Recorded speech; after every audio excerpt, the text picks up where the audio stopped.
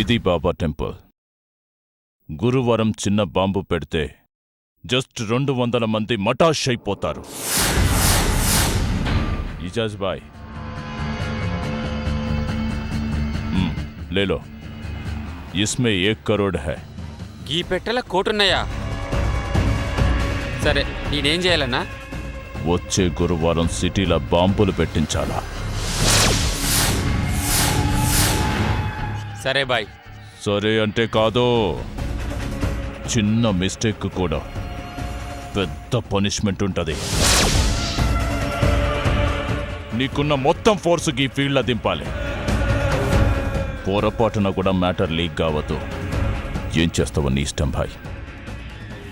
నేను సరిగ్గా దిగిందనుకో బాయ్, సాయిబాబా టెంపుల్నే కాదు అసెంబ్లీనే పేలుస్తా. నా సంగతి ఇప్పుడు చూస్తావు కదన్నా, చూడు.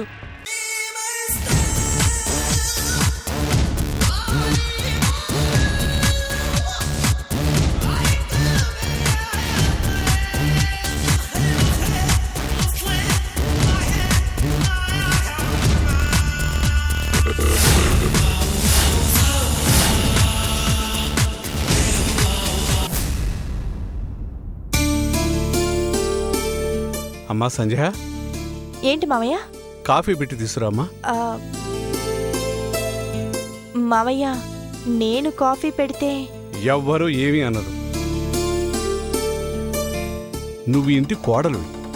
కాఫీ నా ఒక్కడికే కాదు, అందరికీ చేసి హాల్లోకి తీసుకురామ్మా. నీతో మాట్లాడాలి.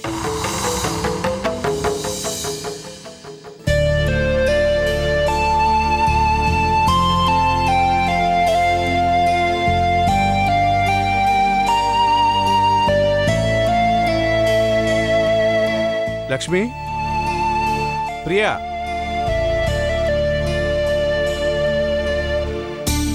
ఏంటండి? కూర్చో కూర్చో. ఆదిత్య, కళ్యాణ్, మీరు కూడా రండి.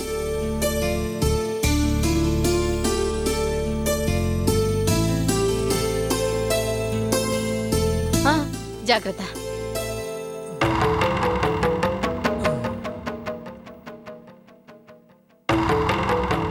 ఏం డాడీ, అందరినీ రమ్మని పిలిచారు? ఏంటి, ఏదైనా ఇంపార్టెంట్ విషయమా? చెప్పండి డాడ్, ఏంటి విషయం? విషయం ఏమిటంటే, సంజయ్ గురించి అందరికీ ఒక విషయం చెప్పాలి.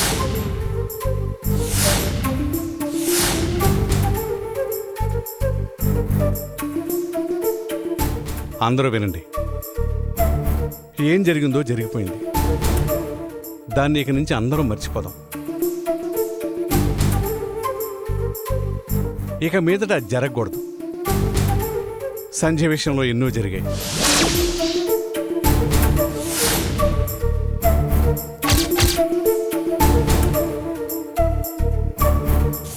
కళ్యాణ్, ముఖ్యంగా నువ్వు ఏది మనసులో పెట్టుకోకుండా సంజయ్ని స్వీకరించాలి.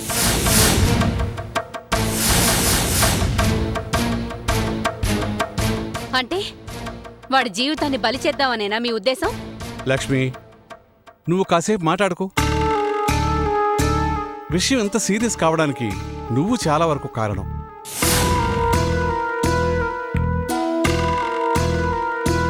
సంజయ్ ఎవరితోనో తిరిగినట్టు ఫొటోస్ మనకు చేరాయి. అవి సరైనవని ఎందుకు అనుకోవాలి?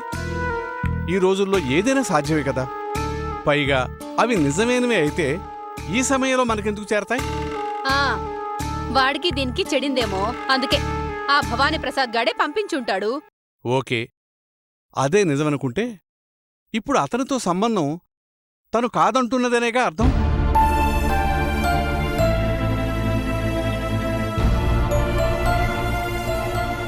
గతంలో ఎలాగూ తను ఏ తప్పు చేయలేదని టెస్ట్లో తేలిందిగా.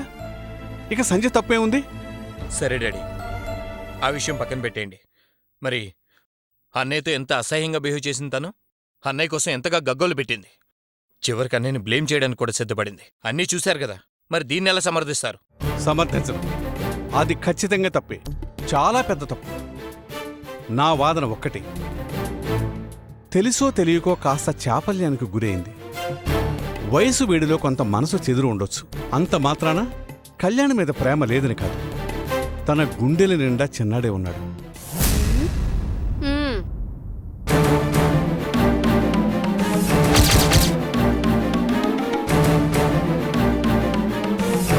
పరిస్థితులు, ఒత్తిళ్లు, మన చేత్కారాలు, వీటన్నిటి మధ్య కొంత మెంటల్ బ్యాలెన్స్ తప్పి అలా చేసి ఉండొచ్చు. Exactly dad. నేను ముందు నుంచి అదే చెప్తున్నాను. తను ఆణిముత్యం.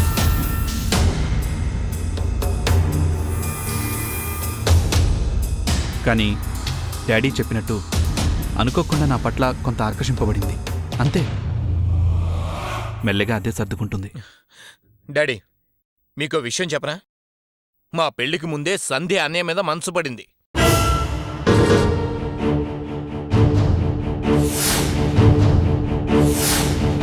మీకో విషయం చెప్పనా? మా పెళ్లికి ముందే సంధ్య అన్నయ్య మీద మనసు పడింది.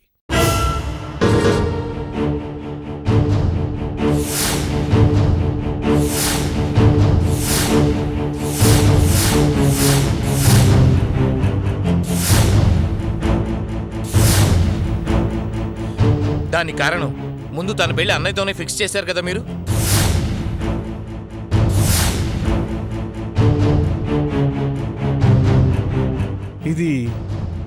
ఇది నీకెలా తెలుసురా? నాకన్నీ తెలుసు డాడీ. సంధ్య అన్నయ్యనే తన సర్వస్వం అనుకుంది. కానీ వీడు ఒప్పుకోకపోయేసరికి వీడిని ఎలాగైనా సరే దక్కించుకోవాలన్న కాంక్షతోనే మన ఇంట్లోకి అడుగుపెట్టింది. అందుకే నన్ను పెళ్లి చేసుకుంది.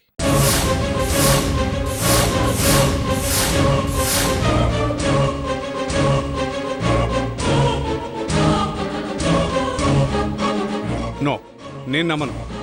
ఆదిత్యకి చేస్తే బావుండేది అనుకున్నాం, అంతే. ఆ విషయం ఎవ్వరికీ చెప్పలేదు. అయినా ఇంత ఆలోచన మనసులో పెట్టుకొని సంజయ్ ఇంటికొచ్చిందంటే నేను నమ్మను. రేయ్, నేను చెప్పింది నిజం అబద్ధం నువ్వే చెప్పు.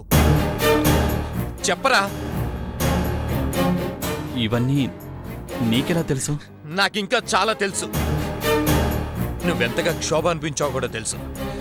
పరిస్థితి ఇంత దాకా వచ్చిన తర్వాత నిజాన్ని దాచి లాభం లేదు. ముందు అసలు విషయం చెప్పేసే. చెప్పు. నిజమే. వాడు చెప్పినవన్నీ నిజమే. సంధ్య నాతో చెప్పింది.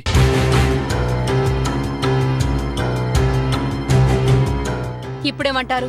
ఇప్పటికీ వాడి గొంతు కోద్దామని అంటారా? లక్ష్మి, సంజయ్ చిన్నపిల్ల. టీనేజీ పిల్లల మనస్తత్వం నాకు తెలుసు. బహుశా పెద్దాడితో పెళ్లి జరుగుతుందని భ్రమపడి అలాగే ఫిక్స్ అయి ఉంటుంది. దాన్నే ప్రేమ అనుకొని పొరపడి ఉంటుంది.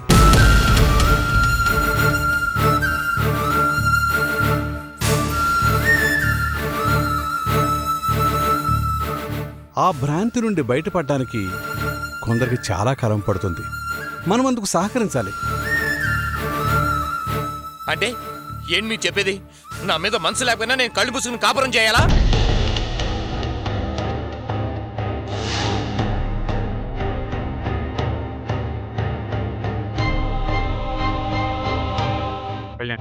తొందరపడకు. డాడీ మాటల్లో అర్థం ఉంది, అనుభవం ఉంది. సంధ్యకు నీ మీద మనసు లేదనటం తప్పు. సంధ్య నీకోసం ఎంత మతన పడుతోందో నాకు తెలుసు. కొంత ఉక్రోషం, కొంత చిన్నపిల్లల మనస్తత్వం తనని అలా చేశాయి. కానీ నీకోసం కాకపోతే ఇంత మొండిగా ఎందుకు ఇంట్లో నుండిపోతుంది చెప్పు?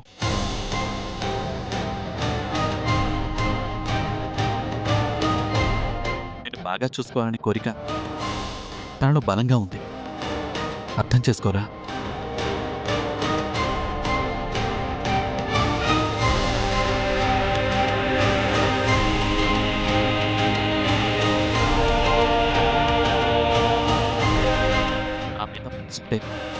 నేను కాదన్నాక, ఇంట్లోంచి వెళ్ళగొట్టాక ఏ నూతిలోనే దూకాలి. కానీ కేవలం నీకోసం, నిన్ను దక్కించుకోవటం కోసం అందర్నీ ఎదిరించి మరీ తనిక్కడుంటోంది. అవమానాల్ని భరిస్తోంది.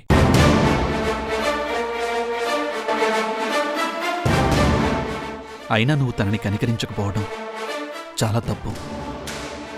నా మాట విని తనని ఆదరించు, స్వీకరించు.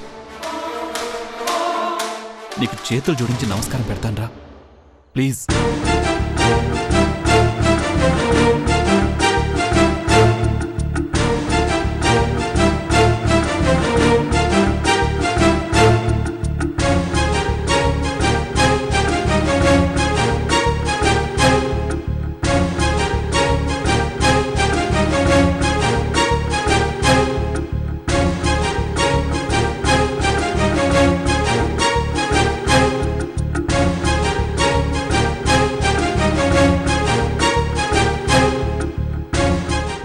సంధ్య, అందరికీ కాఫీ ఇవ్వమ్మా.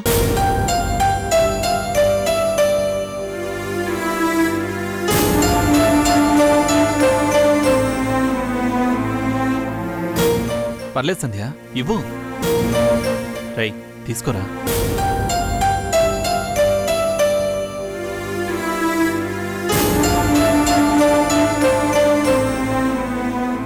లక్ష్మి, తీసుకో. తీసుకో.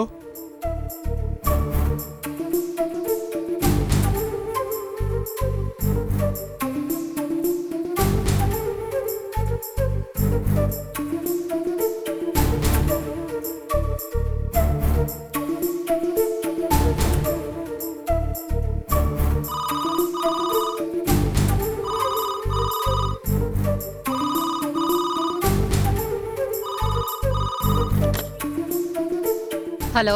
హాయ్ సంధ్య, నేను భవానీ ప్రసాద్ని.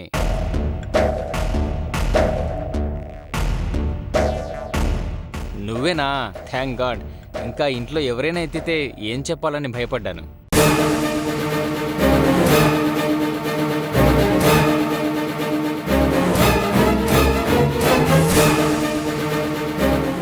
సంధ్య, నేను పంపిన మన ఫోటోల విషయంలో మరోసారి సారీ. మీ ఇంటికి పంపమంటే మీ అత్తారిల్లేమో అనుకుని పొరపాటున పంపాను.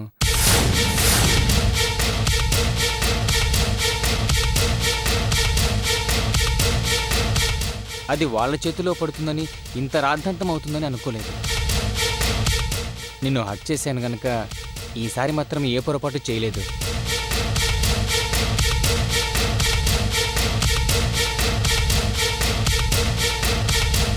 నువ్వు అడిగినట్టే వర్జినిటీ టెస్ట్లో పాజిటివ్ రిపోర్ట్ తెచ్చి నువ్వు శీలవతివని కన్ఫర్మ్ చేశాను.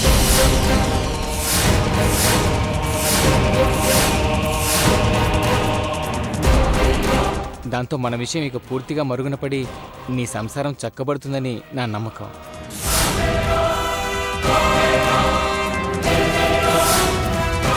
నీకో తమాషా తెలుసా? డాక్టర్ నేను టెస్ట్ చేసి రిపోర్ట్ తెచ్చి చేతికిస్తే అది చూసి నువ్వు గొప్ప శీలవతివని నమ్మి ఆ రాధికా డాక్టర్ ఎంత ఫీల్ అయిపోయిందట తెలుసా? నీకు ఈ గతి పట్టించిన మీ వాళ్ళ మీద ఫైర్ అయిందట. తెగ నవ్వు వచ్చింది నాకు.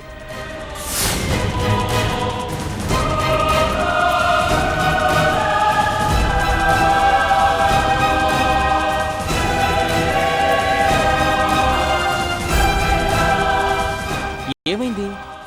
ఇంతవరకు నాకేమీ చెప్పకపోతే నాకెలా ఉంటుంది చెప్పు? టెన్షన్తో చచ్చిపోతున్నాను. ఆ రిపోర్ట్ చూసి మీ వాళ్ళు హ్యాపీనా? ఇక మనకేం అడ్డు లేదుగా. మళ్ళీ మనం కలుసుకోవచ్చుగా.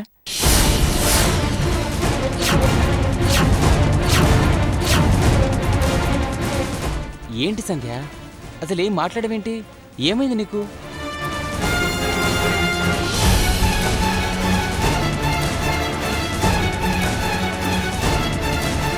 ఎవడ్రా నువ్వు? ఏంటిదంతా? సంధ్య, ఏంటి అలా అడుగుతున్నావు? ఓహో, అర్థమైంది. పక్కన ఎవరైనా ఉన్నారా? Okay okay.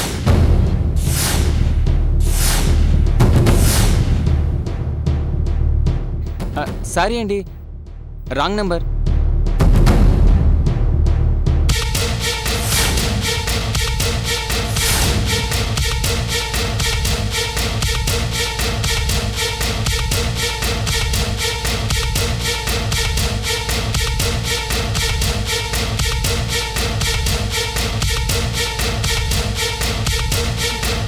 ఇప్పుడేమంటారు? ఇంకా దీంది టీనేజీ మనస్తత్వమేనా?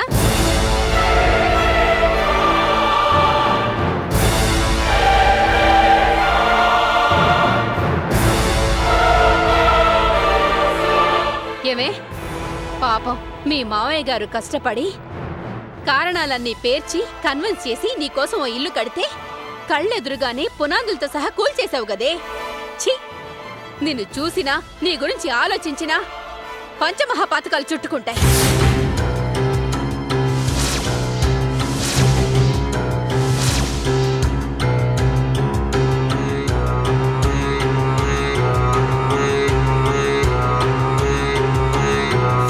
నీ విషయంలో నేను జోక్యం చేసుకోను. నిన్ను ఏం చేసుకోవాలో ఆయన ఇష్టం, నీ ఇష్టం. పాడు బతుకు, పాడు బతుకు.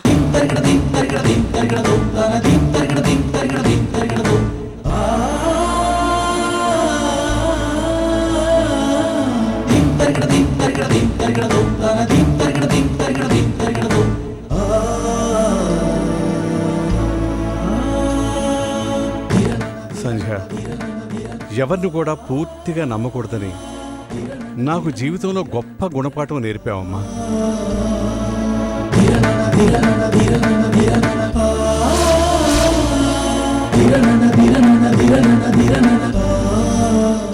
థ్యాంక్స్.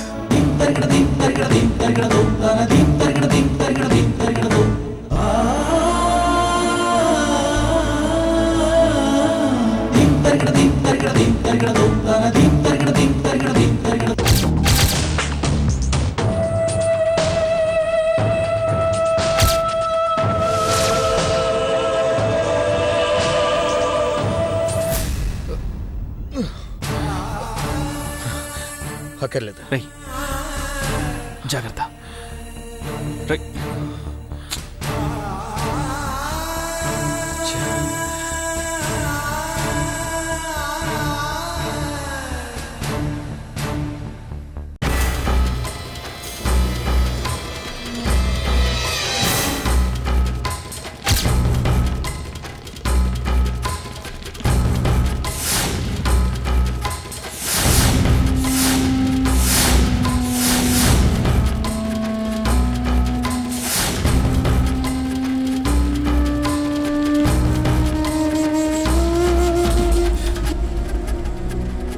అంత కోపం ఎందుకు సంధ్య? నేనేం చేయలేదు, ఇక్కడే ఉన్నాగా. మిమిక్రీ కూడా చేయలేదు.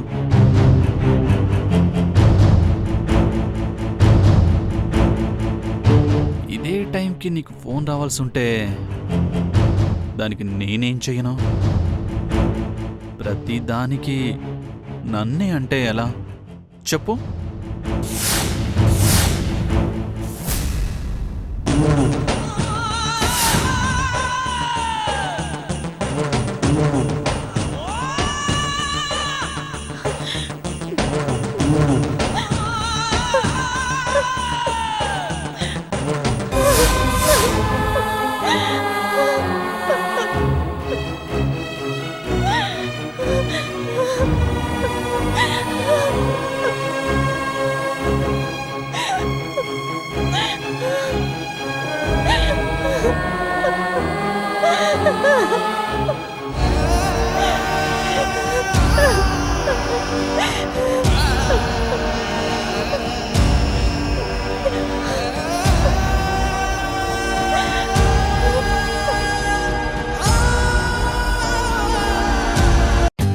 For more updates, like, comment, subscribe to our channel. Hey darlings, గంటని click చేయడం మర్చిపోకండి.